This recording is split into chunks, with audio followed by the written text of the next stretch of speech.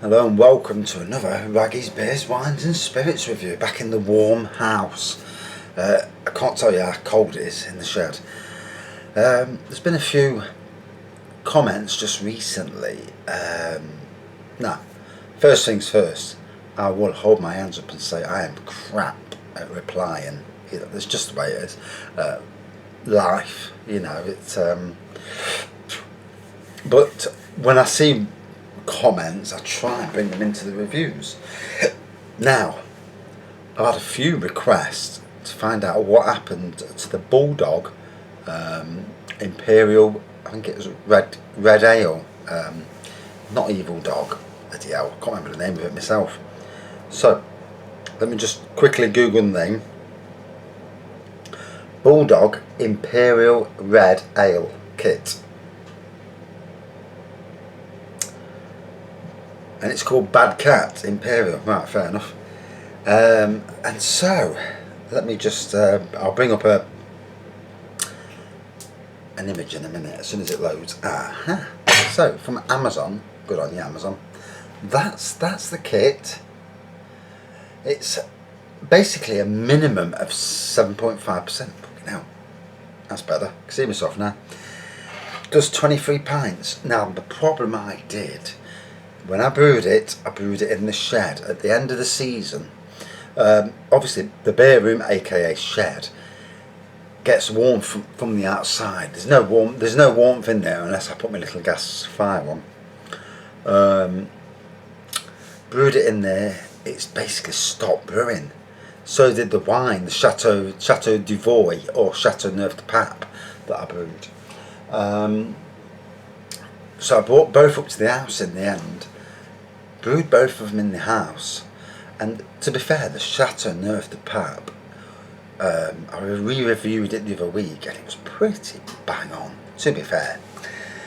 However, the Bad Cat Imperial Red, as close as a week or so ago, still looking cloudy. It was basically crap. Really unhappy with the cloudiness. My own error. Should have brewed it in the house from day one, because temperature fluctuations aren't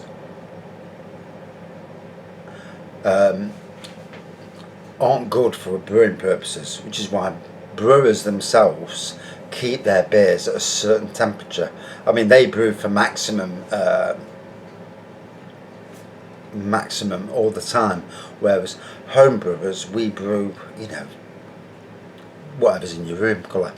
But anyway, I've just been to the shed and I've got a bottle out. Now this bottle is about twice the size it should be, and it looks clear for starters, which is amazing.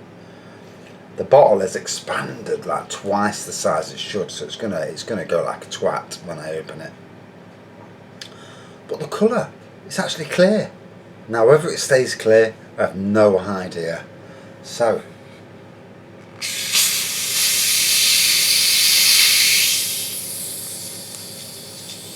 now you can see, look at that. It's letting out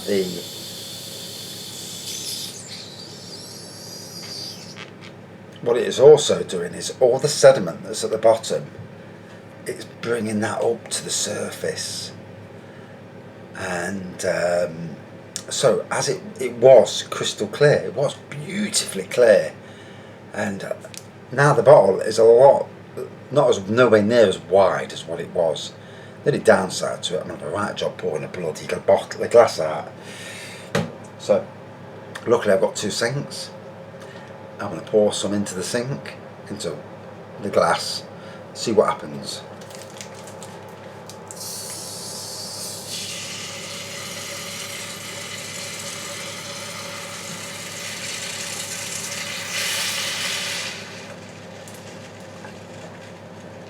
Wow, luckily.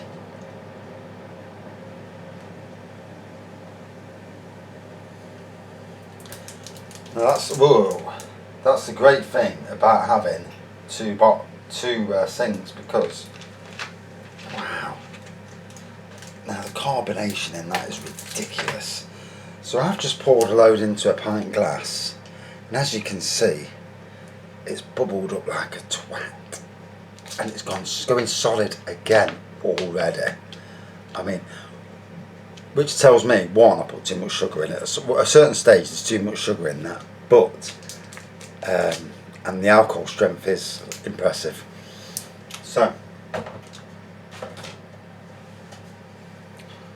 here's the pint, and as you can see, it's not as clear as what it was. So it just goes to show you that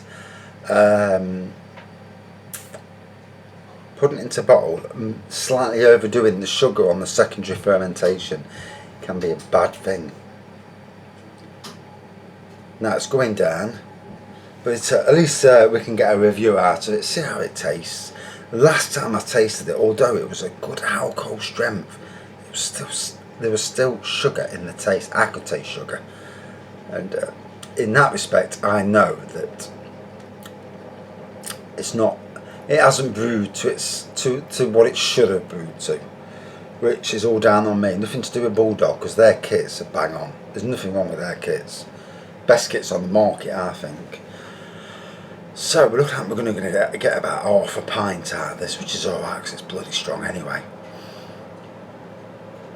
And like I say, look at that, it is hazy. So you class it as an unfiltered beer. On the nose, malty, strong. Quite strong on the nose. I can't smell. Can't smell sugar at this stage.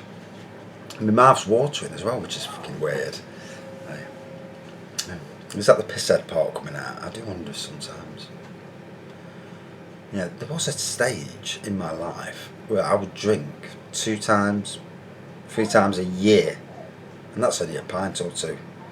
Amazing how things change. Bloody hell. If I didn't have a pint or 2 a day. But there you go. And sometimes mental health, at my best the other day, when I was clearest, was when I was soberest, and I'd gone a day with no beer at all, and I was so on the ball with everything. So I do understand where doctors are coming from sometimes with this drinking thing. Although I think sometimes that with a lot of things in life that you're panicked into doing what the government wants you to do, and you know, or you're panicked into doing it so that you do the opposite, because people rebel across the world. We all rebel against being told what to do. The British people rebelled against Brexit because the Europeans and America, Hillary Clinton, you're guilty, all told us don't leave the European Union. Nobody says it's good for this. Nobody said bugger all about that. Everyone said don't leave the European Union, we're going to shit on you. Ugh. British people thought, who the fuck are you to tell us what to do? The vast majority of British people, them with brains anyway, listened to it and thought, who the hell are you telling us what to do? And I'm the same. I'm not being told what to do by anybody unless I'm getting, unless the facts are laid out in front of me, telling me that Brexit is the worst thing you could do. Nobody even said it. Not the Conservative, not Cameron at the time. Nobody. Fair play to Cameron. I mean, it is. I don't like Conservatives anyway. Can't stand them. Being from a poor background, but Cameron tried to get Europe to play ball. Europe basically fucked him over, and what's happened? Brexit came. Brexit got voted for. Europe, you know, British people gave a big finger to Europe, rightly or wrongly, because obviously none of us know what it's going to deliver in the end. But the politicians at that time messed it up themselves. You've only got yourself to blame. Corbyn, Labour should have triumphed at this election. Corbyn, because he's so far left, and yet some what he said was right, but no one would vote for him. But anyway, now it's that time. It's settled down nicely.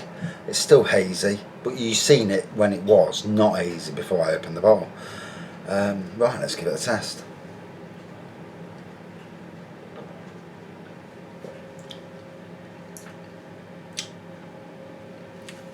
If I'm being honest, still a tinge of sugar there, but it's more about the alcohol now. It's certainly the maturity since its last review has helped. So it just goes to show you, all's not lost when brewing beers. Don't think that at 1 week in that you've brewed a crap beer, because I certainly did. It's clearing now as I'm talking.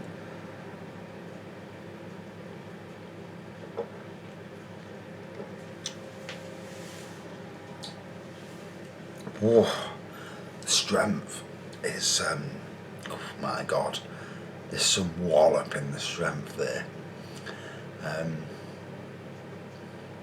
We're definitely talking about 8% in strength. I can feel it, and I'm walloped by it. My wife's going to be alright bollocking in a minute when I come out of the kitchen.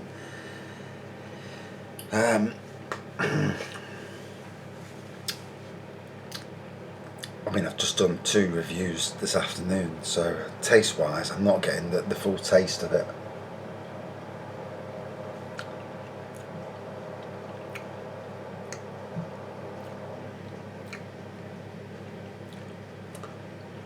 Oh yeah.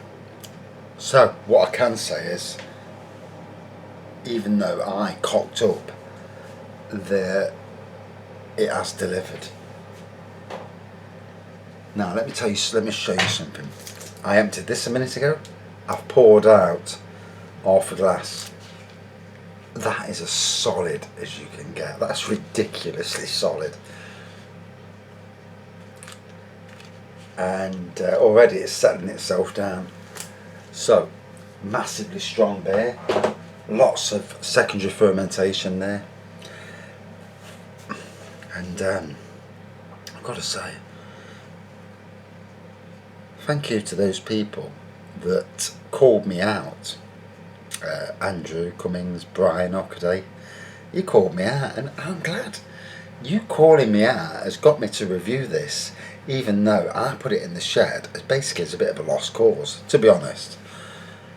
And yet, going in the shed, getting, because it'd been in the warm for a while, it's gone in the shed to get cold, and it's cleared it. The beer went clear, and it's clearing now. You can see it's going clear as I'm talking. But the strength, it's got a nice strength to it.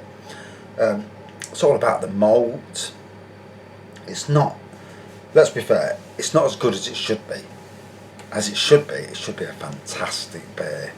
So, me cocking up, but sometimes we all make mistakes, don't we?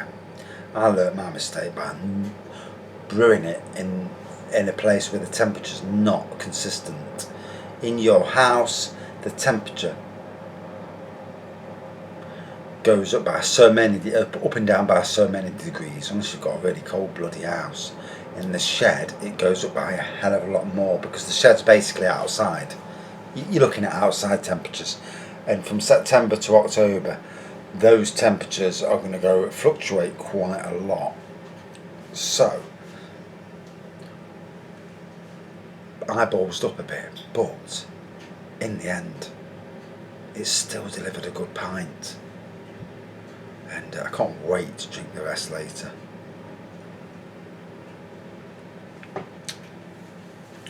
There's still that hint, a bloody hint of sugar in the taste. It's not full on like it was initially, but there's definitely a hint there. Out of 5.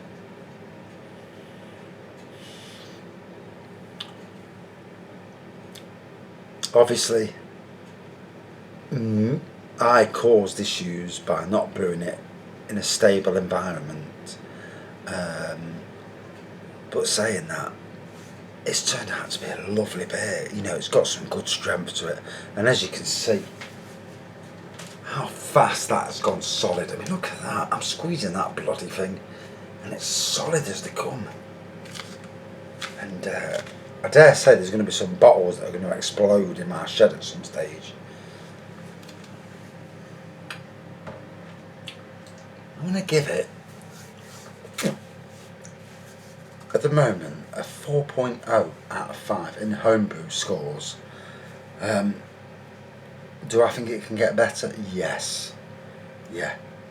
I think in time, even though I cocked up in time, another 2 months time, which I'll still have a bottle in 2 months, I think it will mature, get better, the sugar will be eaten away totally, because it will. That bit of sugar will get eaten away by the beer, and it will make the beer stronger. So we could be looking at a 9-10% beer, which I don't mind anyway. More the better. Yeah, so that's it for this review. Bit of a strange review, bit of a different review, but yeah. Thanks for calling me out. Don't do it again. Anyway, thanks for watching. See you soon.